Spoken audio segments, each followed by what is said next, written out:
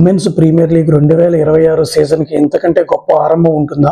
కరెక్ట్గా 2 నెలల క్రితం ఏ గ్రౌండ్లో అయితే ఇండియా తన మొట్టమొదటి ఓడిఐ వరల్డ్ కప్ గెలిచి హిస్టరీ క్రియేట్ చేసిందో, హర్మన్ ప్రీత్ కౌర్, స్మృతి మందాన ఎమోషనల్గా హగ్ చేసుకుని సెలబ్రేట్ చేసుకున్నారో, అదే డివై పాటిల్ స్టేడియంలో ఇప్పుడు వారిద్దరూ ప్రత్యర్థులుగా తలపడబోతున్నారు. Women's premier League 2026 season opening match Mumbai Indians మరియు రాయల్ ఛాలెంజర్స్ బెంగళూరు ఢీకొంటున్నాయి. కానీ ఆర్సీబీకి ఒక బ్యాడ్ న్యూస్. ఎంఐ టీంలో ఒక యంగ్ సెన్సేషనల్ గురించి ఈ వీడియోలో పూర్తిగా తెలుసుకుందాం.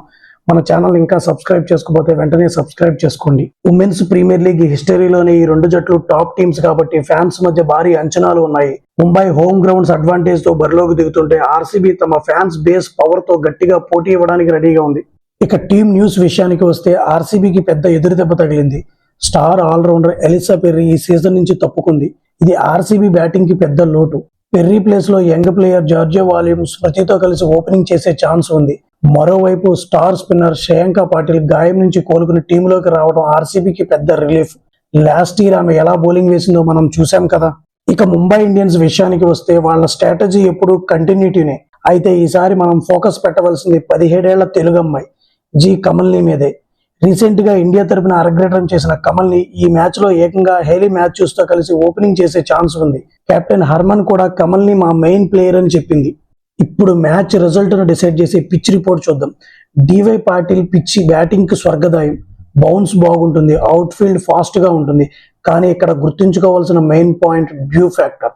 సెకండ్ ఇన్నింగ్స్ లో బౌలింగ్ చేయడం చాలా కష్టం. అందుకే ఇక్కడ జరిగిన లాస్ట్ 11 ఉమెన్స్ ప్రీమియర్ లీగ్ మ్యాచ్ల్లో ఫస్ట్ బ్యాటింగ్ చేసిన టీమ్స్ గెలిచింది కేవలం 3 సార్లు మాత్రమే. సో టాస్ గెలిచిన కెప్టెన్ ఖచ్చితంగా బౌలింగ్ ఎంచుకుంటారు. ఇక కీ బ్యాటిల్స్ చూస్తే స్మృతి Mandanna versus of spin. Women's premier league లో స్మృతిని రైట్ ఆర్మ్ ఆఫ్ స్పిన్నర్లు ఏకంగా 11 సార్లు అవుట్ చేశారు.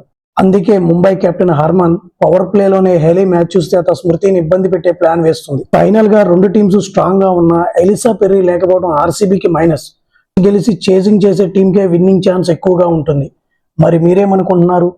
గెలిచిన ఈ గ్రౌండ్ లో హర్మన్ సేన గెలుస్తుందా లేక స్మృతి సేన బోనీ కొడుతుందా? మీ ప్రిడిక్షన్ కింద కామెంట్ చేయండి. వీడియో నచ్చితే లైక్ చేయండి, షేర్ చేయండి, మన ఛానల్ని సబ్స్క్రైబ్ చేసుకోండి. జై హింద్.